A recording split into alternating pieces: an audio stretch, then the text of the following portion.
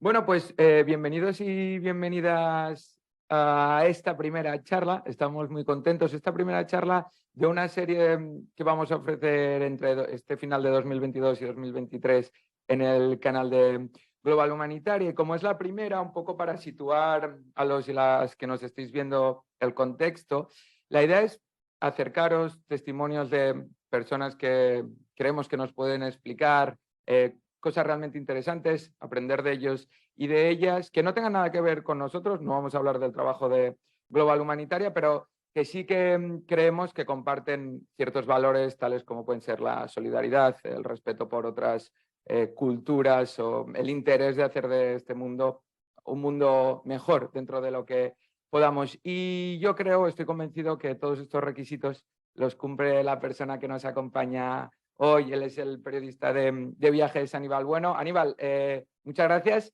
Y muchas gracias por estar aquí, por aceptar la primera invitación, que siempre es la más difícil cuando no has visto el contenido previo. Así que de aquí a un año, cuando llevemos unas cuantas, te lo volveré a agradecer. Hola Juanjo, pues muchas gracias a vosotros por contar conmigo y un placer estar aquí para charlar un ratito. Decía que eres periodista de viajes, pero para poner también, antes he hablado del contexto de las entrevistas, para quien no te conozca, para situarlo un poco, aparte de eso, cuando escucho tus entrevistas esto me hace mucha gracia porque es como una presentación muy larga, porque claro, es ingeniero informático, doctor en biología, luego ya desde hace un tiempo trabajando como periodista de viajes. Ahora, si te apetece, hablaremos de esa evolución. Y en esta tercera faceta, no sé si la última, pero en esta tercera, en el último país que te ha llevado es Nigeria. Acabas de volver, un poco para situar a todo el mundo. ¿Cómo estás? ¿Cómo ha ido este viaje por Nigeria? Pues sí, acabo de volver de Nigeria. Es cierto que mi trayectoria profesional es muy diversa, pero bueno, supongo que es un reflejo de mi personalidad, ¿no? Acabo de volver de Nigeria y ha sido una experiencia muy diferente a la que suelo tener, porque Nigeria es un país muy especial, ¿no? Es un gran coloso, ¿no? Tiene 220 millones de habitantes, hay una densidad de población brutal. Es un país con cierta inseguridad y eso se percibe, ¿no? Cuando lo estás recorriendo. Complicado, ¿eh? Un país complicado de visitar, pero me ha gustado mucho. Sobre todo la parte norte, es muy interesante. ¿Cuántos días has estado allí ahora? Pues he estado unas 3 semanas. Que para quien lo quiera ver algo parte del viaje de Aníbal, en Instagram, bueno, en Twitter también, pero en Instagram, en su perfil, luego ya aparecerá por aquí cuando hagamos la edición, hay fotos realmente impactantes y vídeos, sabremos unas cosas, pero para hablar nada, un pelín de este viaje, impactante realmente muchas partes de la capital en las que la gente en los suburbios, bueno, lo explicarás tú mejor que yo, se desplaza, para utilizar una terminología correcta, no sé si son barcas o cómo llamarle. Sí, sí, son en barcas de madera. Esto no es en la capital, es en Lagos. Bueno, es la Ah, es antigua verdad, capital. La es antigua verdad, capital. Ahora la cambiaron a Bulla. es verdad. Sí, pero sí es curioso ver cómo hay miles de personas viviendo en palafitos en mitad del agua, ¿no? Y desplazándose en barcos, con tiendas ambulantes en barcos, yendo al colegio en barco. Y es algo muy curioso. Ahí es difícil entrar y la seguridad también es complicado. Tenemos que ir con escolta en esa zona. Es como un gueto, ¿no? De gente con escasos recursos, viviendo en torno a agua contaminada. El agua es negra allí y bueno, es un sitio muy interesante y también complicado de gestionar, ¿no? Cuando se entra como turista en esa zona, ya digo, difícil como en tantas otras partes de Nigeria. Ha sido, pero de los sitios más difíciles igual de adaptarte o de aclimatarte los primeros días. Sí, sí, sí, sí. Además, eso lo visité cuando llevaba un día o dos en el país. Ya, ya, ya. Sí. Ya, que fue ya terapia de choque nada más llegar. Ahora que estás diciendo esto, porque yo me he apuntado por aquí nada, 4 cosas para que la conversación tenga como una estructura y no empiece yo especialmente a divagar, pero no tengo como ninguna pregunta así muy formal. Pero ahora que estabas diciendo esto, ¿cómo es tu vuelta cuando vuelves a casa? Eh, o a lo que le llames casa en esta vida así más nómada tal, pero cuando vuelves no sé, a Europa o a Occidente después de estar tantos días en países que tienen peculiaridades en su día a día como la que estabas explicando ahora, ¿te cuesta un poco readaptarte? Bueno, quizás sí. A ver, mis vueltas a España, como siempre son temporales, ahora estoy aquí y dentro de 4 días me vuelvo a ir. Tampoco me da mucho tiempo, ¿no? Normalmente vengo cuando tengo que renovar pasaporte, vacunarme o coger algo de la mochila. Entonces son vueltas muy temporales, pero sí es cierto que como llevo, pues van a ser unos 7 años de vida nómada en la que estoy pues más tiempo fuera de España que dentro. A veces me chocan cosas de la cultura española, que es realmente donde yo he nacido y he crecido, ¿no? Pero al estar tanto tiempo fuera, se coge una perspectiva que a veces cuesta eso que durante toda tu vida has visto normal, pues te cuesta, ¿no? Sobre todo lo que veo es que puede sonar atópico, pero veo que aquí, pues mis amigos, mis familiares, la gente en esta cultura occidental da demasiada importancia a cosas que no lo tienen, ¿no? Y es normal, porque cada uno vive en su realidad y tiene que focalizar sus preocupaciones a lo que en su entorno es importante para él o ella, ¿no? Pero visto desde fuera, a veces, no sé, creo que he aprendido un poco a relativizar. Luego iremos a eso porque esa era una de las 4 cosas que sí que no quería que se me olvidase, pero para hacer un poco bueno, un retroceso, porque yo decía que eres periodista de viajes, pero creo que es quedarse un poco corto cuando lo he dicho, porque realmente no es como algo que ahora llamaríamos mainstream de viajes de grandes capitales y tal, sino que intentas o te acercas a culturas, luego iremos a tus libros también, que no están tan conectadas con el mundo occidental o desde nuestra visión eurocentrista, lo más alejado posible. ¿Cómo surge ese proyecto, esa idea? Y cómo ahora ya después de 7 años decías, entiendo que los mecanismos, los circuitos ya los tienes, forman parte de tu rutina, pero al inicio, ¿cómo es el primer día de decir, bueno, me voy a conocer tal tribu de Angola o... Ujú. Bueno, yo empecé con este estilo de vida hace 13 años. Lo que ocurre es que hace 7 fue cuando alquilé el piso que yo tenía en España y comencé a tener una vida completamente nómada. Entonces fue algo progresivo. Mi interés por otras culturas surgió alrededor del año 2008 con un viaje que hice a Camerún, un viaje como turista en mis vacaciones de verano. Y a partir de ahí, pues, se empezó a despertar mi interés por comunidades que viven de una forma que yo ni podía imaginar en ese momento. Bueno, uno ve en la tele o en libros o en documentales estilos de vida que le pueden llamar más o menos la atención, pero en mi caso, hasta que no estuve allí, en concreto, por ejemplo, con comunidades vaca en la selva, cazadores-recolectores, no fue cuando dije, joder, esto es muy potente, es que hay gente en la selva cazando. Y el estar un tiempo, en este caso corto, ¿no? Porque era un viaje turístico que contraté a una agencia, pero el estar un par de días viendo esa realidad, a mí me voló la cabeza y me hizo interesarme en eso, ¿no? Y meterme poco a poco más en ese mundo. A mí personalmente me interesan las comunidades, las culturas que me aportan un mayor choque cultural, es decir, que son lo más diferentes posibles a lo que yo he conocido y a donde he crecido. Y eso me ha llevado a ver que están desapareciendo y que cada vez son menos o quedan menos individuos en estas comunidades. Y mi misión, o la que yo me he impuesto, ha sido documentarlas y darles voz como una forma de activismo, porque creo que es una pena que se pierda esta diversidad cultural, que es una joya. De hecho, la UNESCO dice que es patrimonio de la humanidad la propia diversidad cultural que tenemos. Y bueno, pues me apasiona, ¿no? el documentar estas cosmovisiones. Esta forma de activismo que mencionabas es de hecho lo que me hizo a mí como el clic de tengo que llamar a esta persona para, bueno, por lo que te decía, no solo el viajar como mero espectador, sino intentar transmitir un mensaje, en tu caso a través de tus libros, sobre tus fotografías.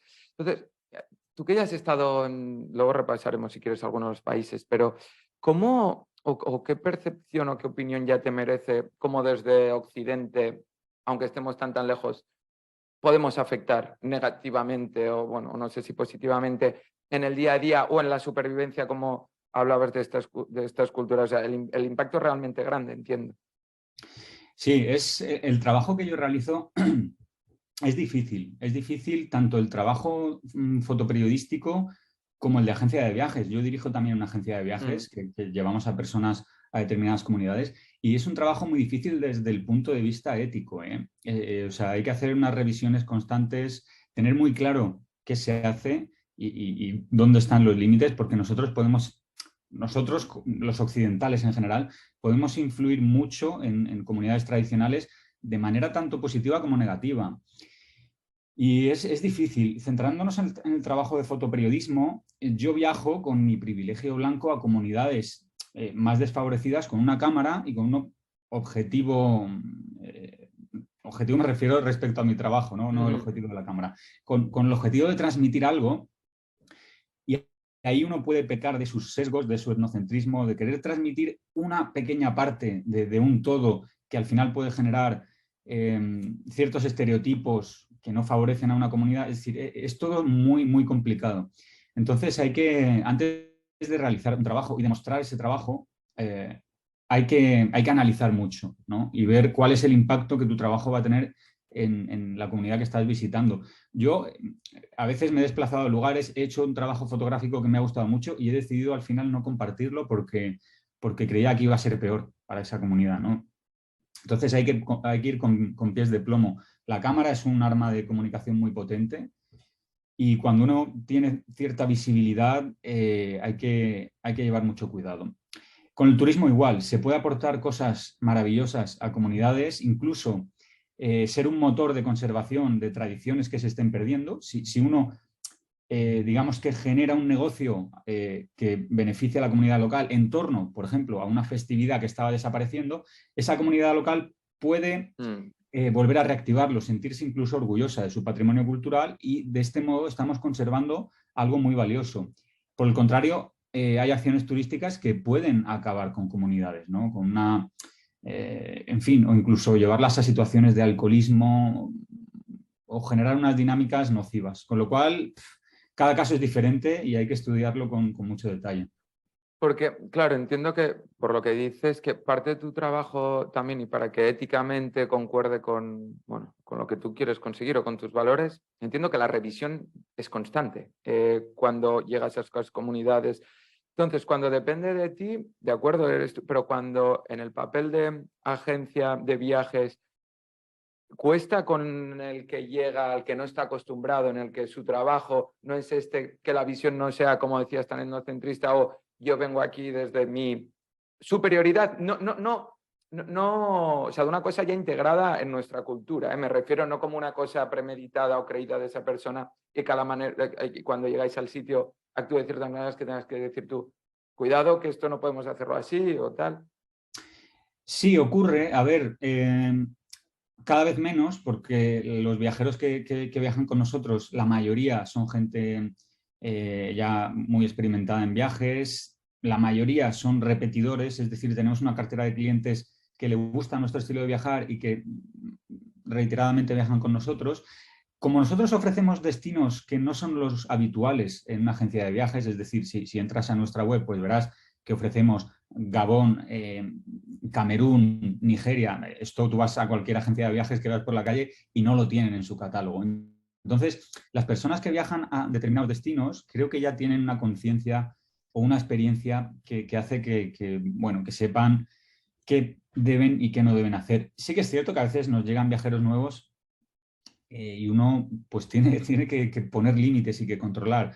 Hacemos una labor de formación al viajero antes del viaje, ¿no? Siempre damos algunas charlas con nuestra visión del viaje y con qué entendemos nosotros por respetar las comunidades que se van a visitar.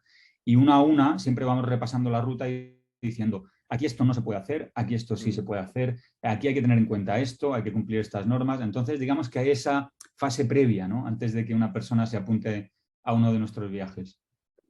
Hablabas antes de, bueno, del riesgo de desaparición o de extinción de ciertas culturas. O sea, ¿esto es consecuencia directa de la globalización, de la occidentalización, o se debe a muchísimos otros factores? Igual no nos tenemos que fustigar tanto en este sentido como civilización, no sé, ¿eh? Se debe principalmente a la globalización. La globalización lo que hace es homogeneizar todas las culturas del planeta.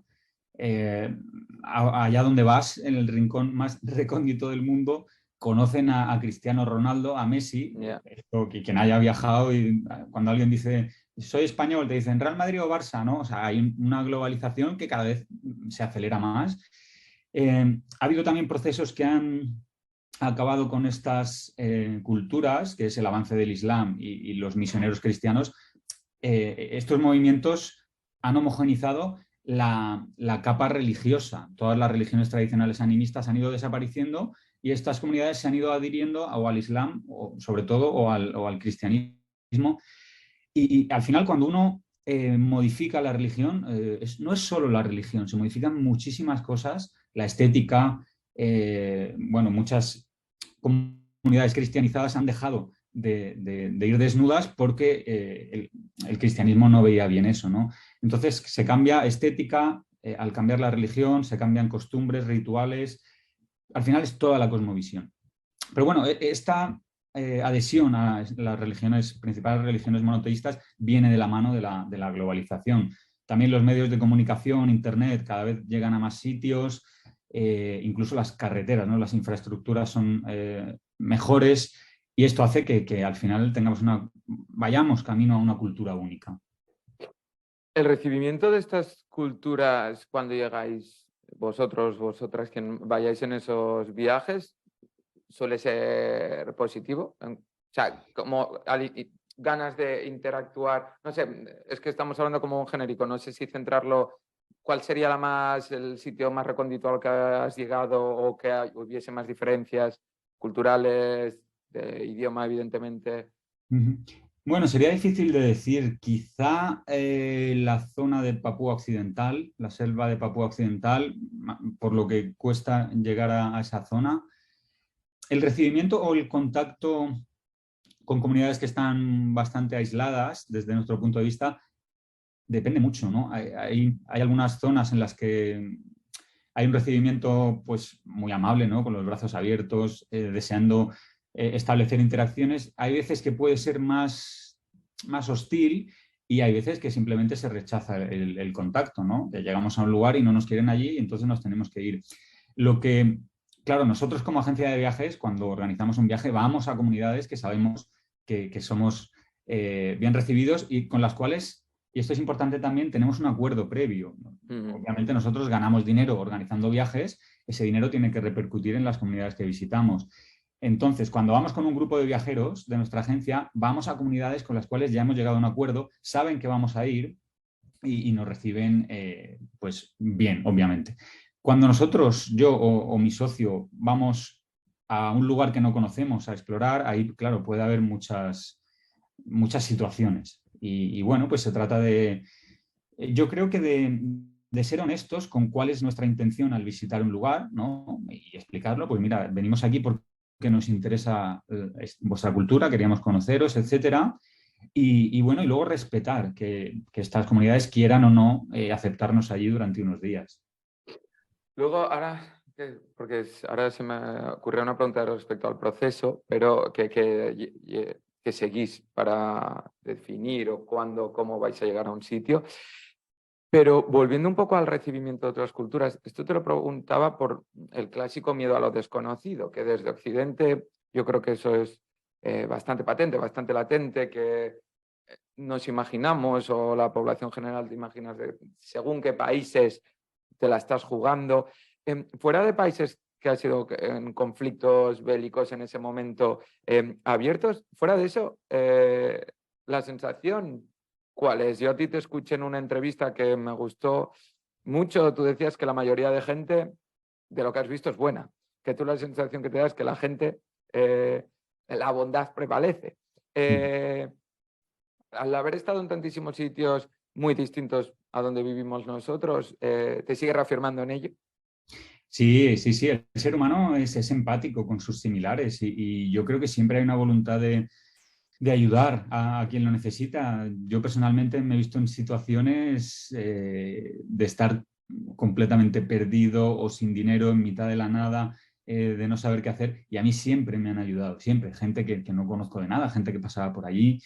La mayoría de la gente es buena gente. Luego, obviamente, pues En estos viajes hemos tenido experiencias desagradables de tiroteos, hemos presenciado secuestros de niños, nos han asaltado con armas. Esto ocurre, ¿no? En cualquier parte del mundo. Robos o asesinatos o lo que sea, pues ocurren. En algunos lugares, pues con mayor frecuencia, en países donde hay una guerra civil, hay violencia. Ujú. Eso está claro. O en países donde hay terrorismo motivado por religión o por algún tipo en fin, de justificación. Pero me sigo reafirmando. La mayoría de gente es gente buena. Decía yo al inicio que el objetivo de estas charlas también es de traer a personas con las que compartamos ciertos valores, principalmente la solidaridad. Tú hablabas de esta manera de activismo a través de la fotografía, de poner el foco en distintas culturas. Cuesta, ahora que mencionabas, por ejemplo, secuestros de niños, es muy difícil cuando estás en esos sitios presenciando ciertas cosas, no intentar ser un actor activo o que tenga un impacto en eso y decir, bueno, es que no puedo, que esa pregunta recurrente también para corresponsales de guerra, por ejemplo, ¿no? Pero ¿cómo es ese momento de decir, estoy presenciando esto, pero es que mi papel llega hasta aquí, no puedo hacer más? Pues yo creo que eso, a ver, yo a día de hoy tengo claro que mi papel es la documentación. Pues yo no soy una ONG, no, o sea, y cuando yo salgo y cojo un avión y voy a visitar un lugar, no voy con la idea de ayudar a nadie, porque no es mi rol. Yo creo que puedo ayudar o aportar a las comunidades de otra forma. Es decir, con mi trabajo fotográfico y con los acuerdos económicos con los que llegamos a las comunidades, en fin, y con la agencia de viajes, creo que hago mi aportación. Y es que, fíjate, estando, por ejemplo, el último año, unos 10 meses entre África y Asia, a veces te desbordan determinadas situaciones. Yo no puedo ayudar a todo el mundo con el que me encuentro. Por ejemplo, estamos 3 semanas viajando por Sudán del Sur. Podemos tener muchas situaciones en las cuales te gustaría hacer algo, pero no puedes cada día estar asistiendo a gente porque entonces pierdes el foco de lo que has ido a hacer allí, ¿no? Ahora, en Chad, el viaje que hicimos antes de Nigeria, viajé con mi mujer, ella es enfermera, y sí que, obviamente, todo el tema sanitario, si tenemos medicinas o podemos hacer una cura, lo hacemos. Mm, y hay veces que cuando empiezas a hacer esto, llega un montón de gente y tienes una cola de gente que está enferma y al final te metes en una situación en la cual no puedes ayudar a todo el mundo, te frustras más y claro, ¿qué ayudas? A los 5 primeros y luego al resto le dices que no. Entonces es complejo sobre todo cuando pasas tanto tiempo allí. Y claro, yo al principio de dedicarme a esto, pues llevaba media mochila llena de medicamentos, trataba de ayudar. Me centro un poco en el tema sanitario porque es el más impactante quizá, ¿no? O el tema de falta de alimentación también, ¿no? Íbamos en el coche, comprábamos un mogollón de comida, pero bueno, creo que vas cambiando tu visión con los años y te das cuenta de que tu ayuda a las comunidades es de otra forma, ¿no? Ya hay ONGs que hacen ese trabajo muchísimo mejor de lo que lo pueda hacer yo y es mejor colaborar con estas ONGs y tú hacer tu trabajo profesional y tu granito de arena. Totalmente. Ahora estaba pensando, conforme lo decías, claro, para situar también un poco a quien no sé, porque estoy dando cosas por hecho, porque te sigo, he leído varias entrevistas y tal, pero antes de llegar, por ejemplo, al inicio, cuando decías nos llevamos medicamentos o comida y tal, ¿cómo es el proceso de estructurar ese viaje? Aquí aparecerá el concepto Fixer, que te pediré a ti que expliques, porque luego supongo que en otras charlas también saldrá, pero ¿cómo funcionáis a la hora de escoger un destino? ¿Por qué esta cultura? ¿Cómo consigo el contacto con estas personas? Y sobre todo también me interesa entiendo que estudio previo tuyo de la cultura antes de llegar, saber lo que hablábamos antes, qué cosas está bien hacer, qué cosas no deberías, cómo es todo ese funcionamiento un poco. Sí, pues a ver, nosotros como yo llevo 13 años dedicándome a esto, mi socio lleva más, lleva casi 20, 18 años. Tenemos ya contactos en muchísimos destinos, prácticamente en toda África Central y África Occidental. Pero cuando queremos abrir un nuevo destino es un proceso que a mí me gusta mucho, ¿no? Es un proceso bastante creativo. Hay algo que nos interesa en un país o en una región de ese país, pues porque hemos leído libros de antropología y sobre todo a nosotros nos gusta a la hora de elegir un nuevo destino que no haya mucha información, ¿no? O que sea un destino complicado o con retos, con culturas poco conocidas. Entonces, a partir de ahí viene todo un proceso de documentación, recopilamos los libros que haya, si hay algún documental, toda la información de Internet, pasamos semanas o meses estudiando todo y luego eso tratamos de bajarlo al terreno físico, ¿no? A decir, bueno, pues todo esto que queremos descubrir está en esta zona concreta del país, vemos el tema de seguridad, la infraestructura, si se puede llegar por carretera, cómo es la carretera, nos metemos en Google Earth y ampliamos a ver si es una carretera asfaltada, de tierra. Y luego el siguiente paso, uno de los más importantes, es buscar el fixer, ¿no? Esta persona que nos va a ayudar a organizar toda esta expedición. Y esto, a veces tiramos de contactos a los guías que ya tenemos. Les preguntamos si conocen a alguien en ese otro país, buscamos en redes sociales, en Facebook, pues alguien que sea de esa zona. Tiramos mucho de ONGs o de asociaciones religiosas porque suelen siempre tener alguna sede allí y también de organizaciones políticas, ¿no? O de prensa de esas zonas. Y al final, cuando crees que tienes a alguien de confianza, que luego nunca se sabe, ¿no? Hasta la hora de la verdad, pues toca el tirarse a la piscina. Viajar allí, conocer a esta persona en el aeropuerto. Estos viajes prospectivos, pues vamos solos, claro, para no liar a nadie y que pueda salir mal. Y bueno, hacemos la ruta, nos pasamos normalmente más tiempo del habitual, un mes o un mes y medio, y ya salimos de ahí con una idea, ¿no? Hacemos fotos, vemos qué necesitamos para poder documentar y para poder llevar a nuestros viajeros a esa zona. Es todo un proceso que la verdad que es bastante chulo porque te sientes explorando algo nuevo y es bastante creativo. Claro, te iba a decir, es la forma más parecida o la figura más parecida al explorador que nos imaginamos de las películas. Aníbal, entiendo que también hay un punto de, bueno, entiendo, estoy dando por hecho una cosa y el autor me dice, Juanjo, no tiene nada que ver con lo que estás diciendo, pero entiendo o quiero pensar que también hay un punto, aparte de lo que comentabas del propio activismo, de la inquietud por viajar y tal, y esa cosa de estoy haciendo algo que hace muy poca gente o me voy a encontrar muy poca gente de mi cultura, entiendo en esos sitios, un punto de algo distinto. ¿Es cada vez menos distinto? ¿Es cada vez más mainstream esto? ¿Cada vez te encuentras más gente haciéndolo? Pues es cierto que en la mayoría de los viajes que hacemos no vemos a ningún occidental. Puede haber algún país un poco más, entre comillas, turístico, sobre todo en África Occidental, cuando viajamos a Benín o a Costa de Marfil. Bueno, ahí sí que se ve algo de turismo o de occidentales, aunque sean de Cruz Roja o de alguna ONG. Y luego hay destinos, como por ejemplo en Nigeria o en Sudán del Sur, República Centroafricana, donde podemos estar un mes y no vemos a ningún occidental, porque no va nadie o casi nadie, ¿no? Pero sí es cierto que en estos 10 años sí que se ve una evolución a que estos destinos empiecen a ser visitados. Sueles seguir sin encontrarte a nadie, pero porque es difícil, ¿no? Coincidir, pero sí vas viendo en redes sociales a gente que va viajando. Por ejemplo, en Sudán del Sur, yo la primera vez que fui allí fue en 2014 o 2015, que el país era nuevo, el país llevaba con su independencia 3 años, y ahí, o sea, no es que yo no viese a ningún occidental, es que no lo había. Y parecía yo un extraterrestre andando por allí, todo el mundo flipaba de verme allí.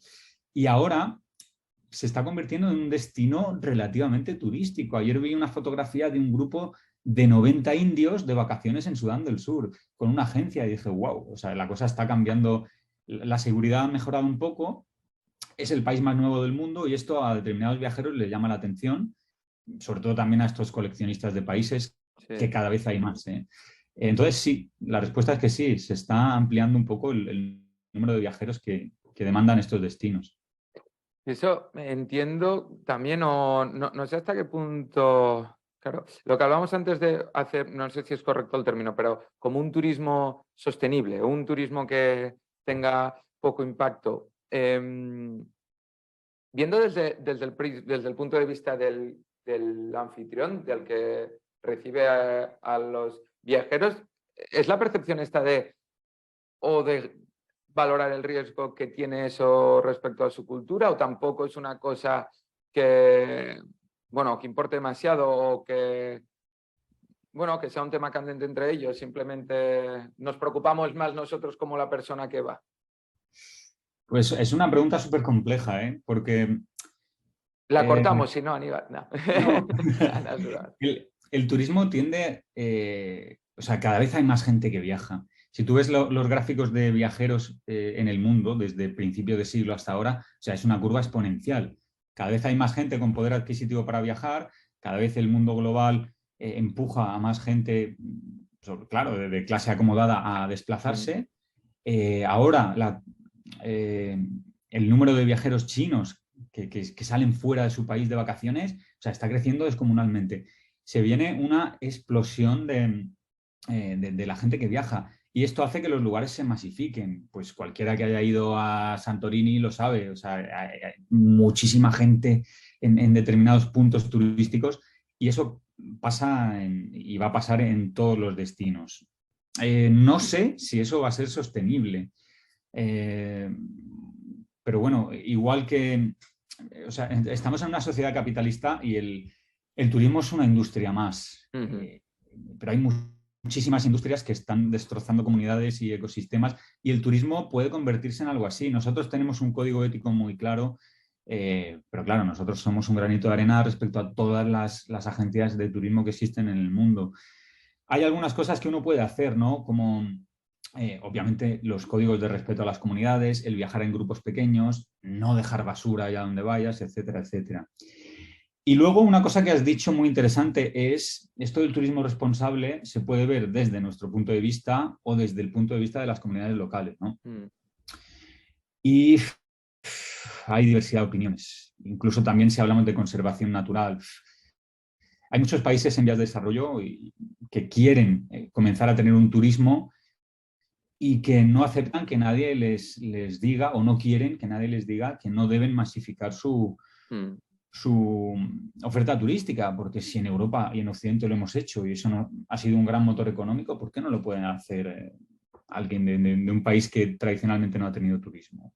En fin, es decir desde fuera cómo gestionar el turismo como todo, ¿no? Es complicado. No, claro, por eso te preguntaba, porque a veces me da la sensación que nos cuesta desprendernos de nuestro etnocentrismo, de la perspectiva o el punto de vista occidental del mundo, y es como esto precisamente que estás diciendo, el ¿por qué voy a decidir yo? O sea, evidentemente es perfecto lo que dices, tener en cuenta, no impactar en ciertas comunidades, pero desde el respeto, no desde el yo decido por qué tal, pero a veces dices, bueno, es que igual esta comunidad lo que quiere precisamente es que haya aquí una supermarca vendiendo sus zapatillas y que, como hemos hecho nosotros, vaya. Claro, yo el choque más grande en este sentido lo tuve cuando visité Borneo por primera vez, la isla de Borneo en la parte de Indonesia, que como ya sabrás hay un problema ecológico muy grande, o sea, se está destruyendo todo el bosque para cultivar aceite de palma y los orangutanes que viven allí están en peligro de extinción y cada vez la cosa va a peor. Pues cuando estuve allí entré en una fábrica de aceite de palma, en una plantación, hice algunas entrevistas y el sentimiento general era el decir, es que esto nos da muchísimo dinero y no entendemos que venga alguien de fuera a decirnos que en nuestra tierra no podemos cultivar aceite de palma, que nos da muchísimo dinero, porque hay gente blanca occidental que quiere venir aquí a ver un mono que a nosotros nos da igual. Entonces, me decía, vosotros habéis destruido vuestro ecosistema y habéis ganado mucho dinero haciéndolo. Y venís aquí a decirnos que no podemos hacer lo mismo porque queréis venir a ver un animal que hay aquí. Claro. Entonces, claro, yo decía, joder, pues tienes razón desde punto de vista. Sí. No, estaba pensando desde una perspectiva, porque ahora, claro, esta situación en concreto es un denominador muy claro, denominador común muy claro entre culturas, independientemente de lo alejados que estemos, el querer prosperar, querer mejorar infraestructuras, nivel económico, lo que sea, alejándonos de esto, pero de todos los sitios, estamos diciendo todo el rato todos los sitios donde has estado, pero sin especificar, África, no sé cuántos países de África has estado. Unos 40 más o menos. Asia también has viajado bastante. Eh, Sudamérica, no sé si... Sudamérica conozco Colombia únicamente. Bueno, porque te iba a preguntar, ¿percibes que hay un denominador común entre culturas? Ya no tanto si, hablando de bondad o solidaridad. No sé, si hay algo que digas, no, si es que da igual en qué parte del mundo esté, que es que somos iguales, independientemente de... Sí. Sí, hay muchos denominadores comunes, ¿no? Hay muchas cosas que nos definen como humanos. Al final, el ser humano lo que quiere es ser feliz, ¿no? Es decir, que su familia prospere, tener alimento, tener seguridad, no tener enfermedades bueno, y tener un núcleo familiar que no tenga dificultades. Eso es lo principal que cualquier ser humano quiere. Luego, pues prosperar, ¿no? Y dejar a la siguiente generación una comodidad de vida mejor que la que tú tuviste. Y también está el denominador común en todas las culturas de esa, ¿cómo llamarlo? Esa necesidad de trascendencia, ¿no? La religión está presente en todas las comunidades humanas de una forma u otra, y eso es algo también muy, muy intrínseco al ser humano. Sí, no, además es que no, estoy acordando de cosas que he visto tuyas últimamente, pero para no alargarnos mucho, que quiero además llegar a tus libros antes de cerrar, te quería preguntar por el cambio climático. Aquí ahora hablamos mucho de ello, es evidente el impacto que estamos teniendo como especie en el planeta que habitamos. ¿Cómo tú, teniendo una visión más global, una fotografía mucho más completa, se percibe en las distintas partes del mundo donde vas ese cambio climático? ¿Lo están acusando otros pueblos también de manera abrupta? ¿Les está condicionando su forma de vida? Absolutamente, absolutamente. A lo mejor hay lugares en los que no se asocia ese concepto cambio climático, ¿no? Porque esto, digamos, que es un concepto más global, ¿no? Y que está en los medios de comunicación y tal. Pero en los últimos 4 o 5 años, todos los lugares a donde voy, siempre se me comenta que ha habido cambios muy drásticos en el clima. La temporada de lluvias y la temporada seca en muchas zonas tropicales está completamente cambiada ahora mismo. El lago Chad, que era el segundo lago más grande de África, cada año tiene menos agua. O sea, si ves las imágenes de satélite año tras año, se está quedando, ahora es menos de la mitad de lo que solía ser hace un siglo. En la zona del Sahel hay muchísimos problemas por el agua. En el Sahel se encuentran las comunidades nómadas más numerosas del mundo y son pastores y necesitan pasto para el ganado, se van desplazando y cada vez hay más conflictos porque tienen menos que comer el ganado y tienen que moverse a zonas que tradicionalmente no les pertenecen y hay muchos conflictos con los agricultores. O sea, el cambio climático en la zona sobre todo del Sáhara y el Sahel está trayendo muchos conflictos armados por la búsqueda de agua y de comida para los animales. Entonces, se está notando mucho el cambio climático, la verdad. O sea, por una parte me disgusta mucho que digas otra, pero por otro, está bien que también, porque a veces no, o sea, poner el foco en esto, ahora hablabas como efectos secundarios o consecuencias no tan obvias en cuanto, por ejemplo, lo que hablabas de falta de agua, sino conflictos armados derivados de migraciones igual forzosas debido a que no encuentras tal, y que pongamos el foco en esto. Yo, Animal, claro, te preguntaría por 50.000 cosas concretas o aspectos concretos de pueblos a los que has visitado, pero yo creo que es más fácil que la gente se acerque a tus libros también para verlos y por el tiempo que tenemos. Tienes, aunque sea para repasarlos ligeramente, el libro de Culturas Olvidadas, luego Las últimas tribus de Angola y Faces of South of Sudan, que ya has hablado un poco de Sudán antes. ¿Qué puede encontrar la gente en estos libros y por qué, de todos los países donde has estado, por qué Angola, por qué Sudán, libros concretos solo sobre estos países o zonas de estos países? Sí, pues a ver, el primer libro que saqué fue el de Culturas Olvidadas, que lo tengo por aquí porque cada vez que vuelvo a España me toca hacer envíos de gente Vale. que lo quiere firmado y lo tengo aquí encima de la mesa.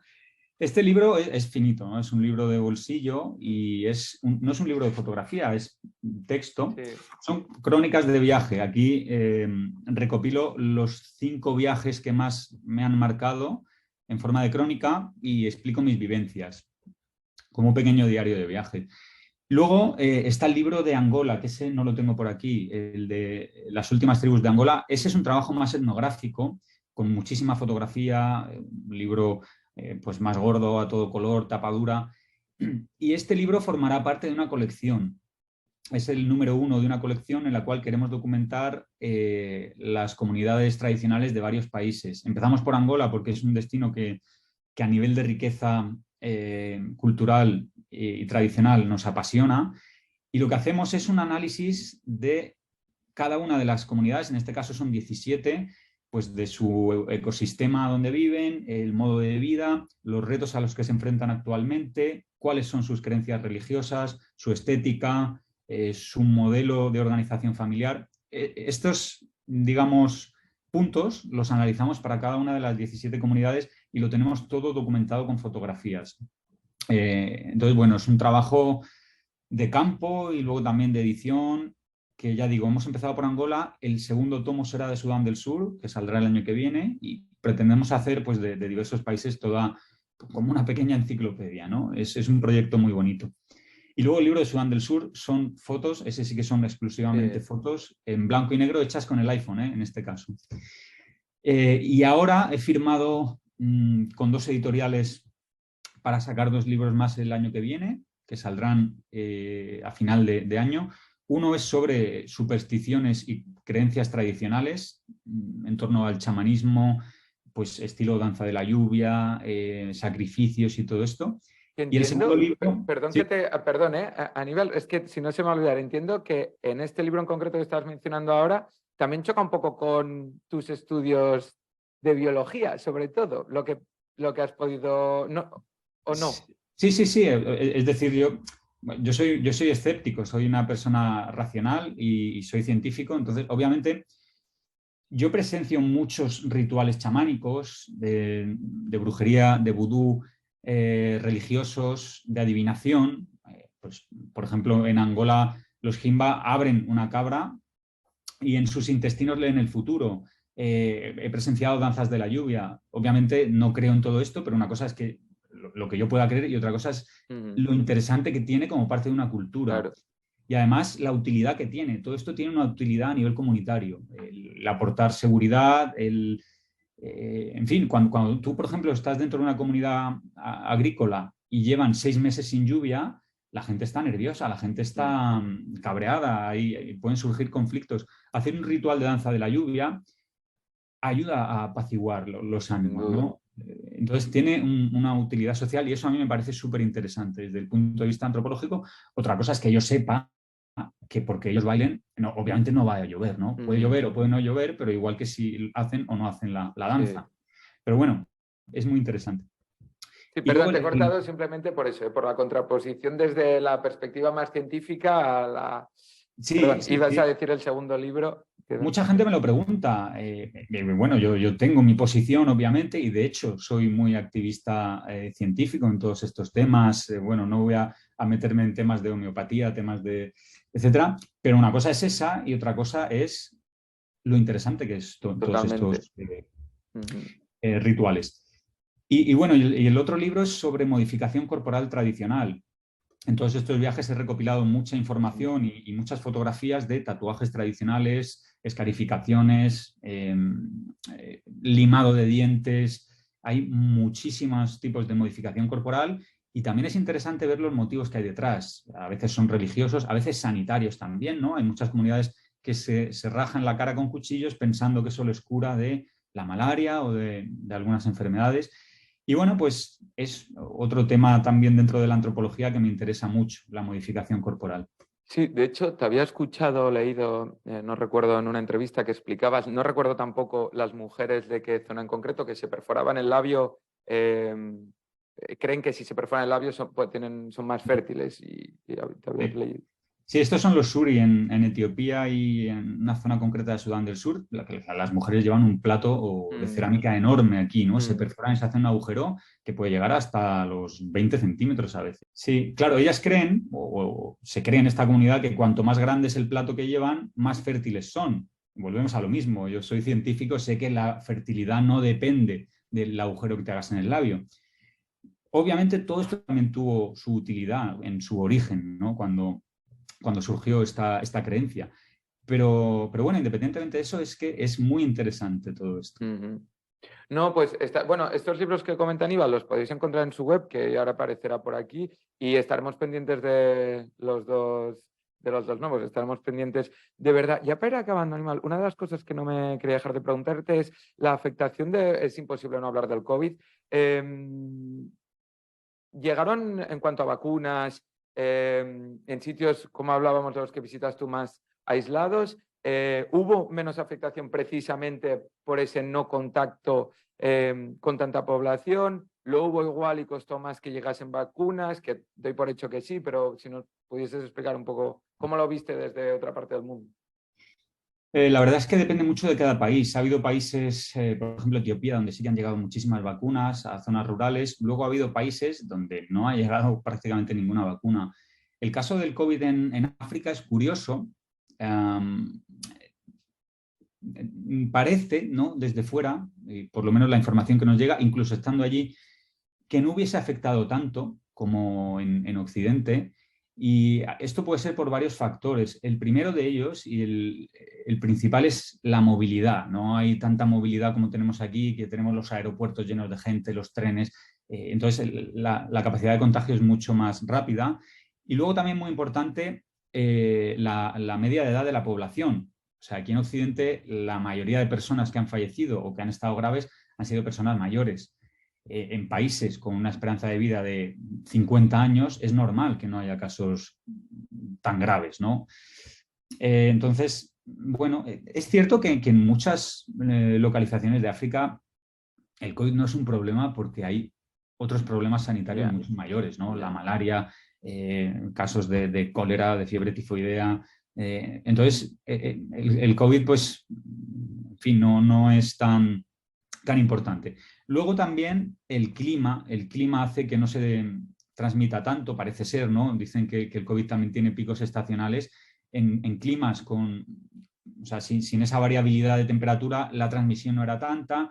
Y luego leí un artículo, no sé qué hay de cierto, que decía que en poblaciones que han sufrido malaria, el sistema inmune podía estar más preparado para infecciones como el COVID, ¿vale? Entonces hay muchos factores que supongo que habría que analizar con más detalle, eh, pero sí, yo creo que todo esto influirá un poco para que no haya sido una pandemia tan fuerte como aquí en Europa. Tú sufriste malaria, de hecho. Yo sufrí malaria, sí, y COVID también, pero la malaria fue bastante peor, sí.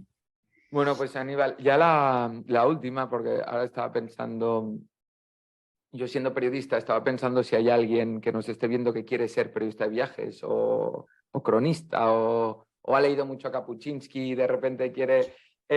tú como profesor de máster de periodismo de viajes en la Autónoma, no un consejo, porque eso es como, pero es que sí, voy a caer en lo del consejo. ¿Es tan fácil o tan difícil como cogerte una mochila, una cámara de fotos, una libreta e irte? ¿O porque el mundo freelance también es muy complicado? Pues es tan fácil y tan difícil como eso. Es decir, para hacer periodismo de viajes lo único que necesitas es viajar y documentar, ¿no? Lo que ocurre es que para llegar a convertirlo en tu modo de vida a nivel profesional, eso ya es otra cosa, es muy difícil. Es muy difícil porque hay muchísima competencia. Hoy en día todo el mundo viaja, todo el mundo tiene una cámara, aunque sea su móvil, y a todo el mundo le gusta compartir sus viajes en redes sociales. No hay más que meterte a Instagram, abrir los Mm, stories y hay alguien en Mallorca compartiendo no sé qué, otro en Sudamérica de viaje. A todo el mundo hace eso ahora. Entonces, para poder profesionalizarte tienes que destacar, ¿no? Para poder generar ingresos y eso requiere buscar un estilo propio. Por ejemplo, en mi caso yo me he especializado en la visibilización de culturas minoritarias, sobre todo en África. Eso es algo muy concreto. Y luego ya, pues yo tengo mi forma narrativa que he ido desarrollando con el tiempo. Entonces, llegar a ese punto no es fácil. Sobre todo cuando uno está empezando, tiene muchos referentes, pero claro, no puedes hacer lo mismo que tus referentes. Tienes que buscar tu nicho. Y luego hace falta o sea, tener un colchón económico, porque viajar no es gratis. Necesitas una inversión. Yo en este caso lo que he hecho ha sido financiar mis viajes con la agencia de viajes y con los libros. Pero bueno, los libros vinieron a posteriori. Entonces, necesitas una profesión que te permita viajar, es decir, no te puedes meter a una oficina de lunes a viernes porque entonces no vas a poder estar de viaje.